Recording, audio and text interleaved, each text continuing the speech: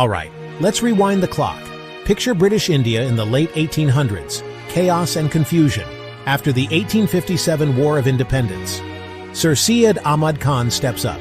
He says, "Hold on, Muslims, Hindus. Yeah, they're both living in India, but they're not the same."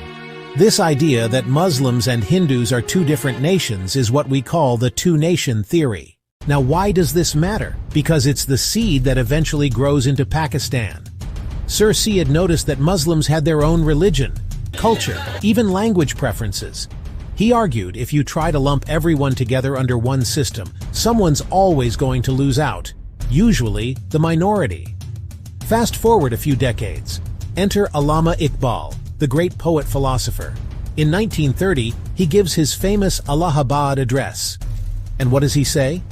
Basically, it's time for Muslims to have a homeland of their own, a place where they can live by their values and not feel pressured to blend in or disappear. And then comes the man who turns the theory into action, Quaid-e-Azam Muhammad Ali Jinnah.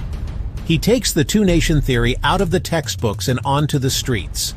Through the Pakistan movement, he rallies millions, negotiates with the British, and ultimately, in 1947, Pakistan is born. But here's the real exam tip. Don't just remember these names and dates. The two-nation theory isn't just a piece of old history. It's the foundation for why Pakistan exists, even today. It explains why the country puts so much focus on protecting its culture, religion, and political independence. So, if you're prepping for CSS or any competitive exam, keep this in mind.